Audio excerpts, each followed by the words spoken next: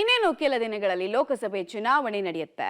ಹೀಗಾಗಿ ಮೂರು ಪಕ್ಷಗಳಿಂದ ಸಾಕಷ್ಟು ತಾಲೀಮು ರಾಜ್ಯ ಮಟ್ಟದಲ್ಲಂತೂ ಆಗ್ತಾ ಇದೆ. ಅದರಲ್ಲೂ ಹಾಸನ ಲೋಕಸಭಾ ಕ್ಷೇತ್ರವನ್ನ ತಮ್ಮ ವಶ ಮಾಡಿಕೊಳ್ಳೋದಕ್ಕೆ ಈಗ ಜೆಡಿಎಸ್ ಹಾಗೂ ಕಾಂಗ್ರೆಸ್ ಇನ್ನಿಲ್ಲದಂತಹ ತಯಾರಿಯನ್ನ ಮಾಡ್ತಾ ಇದೆ.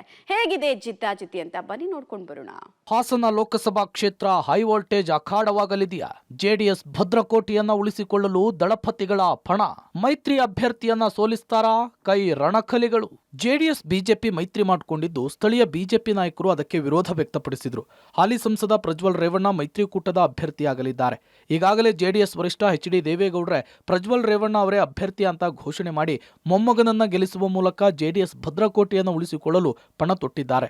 ಇದರ ಜೊತೆಗೆ ಮಾಜಿ ಸಿಎಂ ಎಚ್.ಡಿ. ಕುಮಾರಸ್ವಾಮಿ ಕೂಡ ಹಲವು ಧಾರ್ಮಿಕ ಕಾರ್ಯಕ್ರಮದಲ್ಲಿ ಭಾಗಿಯಾಗುವ ಮೂಲಕ ಪ್ರಚಾರದ ಜೊತೆಗೆ ಮತದಾರರ ಮನದಾಳವನ್ನು ಅರಿತು ಮೈತ್ರಿ ಅಭ್ಯರ್ಥಿಯ ಗೆಲುವಿಗೆ ರಣತಂತ್ರವನ್ನು ರೂಪಿಸುತ್ತಿದ್ದಾರೆ. ಇನ್ನು ಮೊನ್ನೆಯಷ್ಟೇ ಮಾಜಿ ಪ್ರಧಾನಿ ದೇವೇಗೌಡರು ಸಂಸದ ಪ್ರಜ್ವಲ್ ರೇವಣ್ಣ 5 ವರ್ಷ ಜಿಲ್ಲೆಗೆ ತಂದಿರುವ ಕಾಮಗಾರಿಗಳ ಕಿರುಹೊತ್ತಿಗೆಯನ್ನು ಬಿಡುಗಡೆ ಮಾಡಿ ವಿರೋಧಿಗಳ ವಿರುದ್ಧ ಗುಡುಗಿದ್ರು. ಲೋಕಸಭಾ ಚುನಾವಣೆಗೆ ದಿನಗಳು ದೂರವಿಲ್ಲ. ಈಗಾಗಲೇ ವಿರೋಧ ಪಕ್ಷಗಳು ನಮ್ಮ ಮೇಲೆ ಗದಪ್ರಹಾರವನ್ನು ಶುರು ಮಾಡಿದ್ದಾರೆ.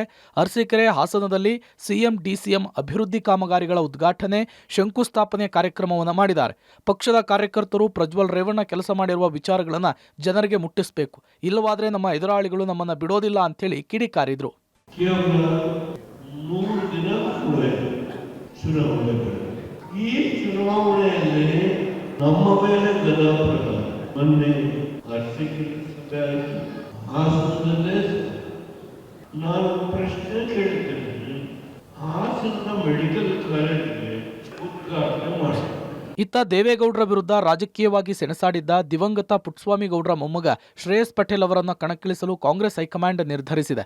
ಈಗಾಗಲೇ ಶ್ರೇಯಸ್ ಪಟೇಲ್ ಜಿಲ್ಲಾದ್ಯಂತ ಓಡಾಟವನ್ನು ಆರಂಭಿಸಿದ್ದಾರೆ.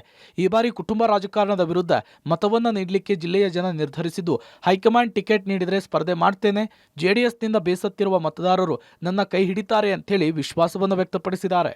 ಪಕ್ಷ ಏನು ಸೂಚಿಸಿದ್ರೆ ಅದಕ್ಕೆ ನಾವೆಲ್ಲ ಬದ್ಧರಾಗಿರ್ತೀವಿ.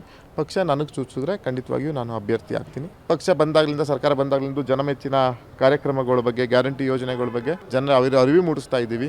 ಜನ ಅದ್ರ ಬಗ್ಗೆ ತೀರ್ಮಾನವಾಗಿದ್ದಾರೆ. ಕಾಂಗ್ರೆಸ್ ಗೆಲ್ಲಿಸಬೇಕು ಅನ್ನೋದು ನಮ್ಮ ಕಾರ್ಯಕರ್ತರು ತೀರ್ಮಾನ ಮಾಡಿದ್ದಾರೆ. ಅದೇ ರೀತಿ ನಮ್ಮ ಪಕ್ಷ ಈ ಸಲ ಗೆಲ್ತದೆ.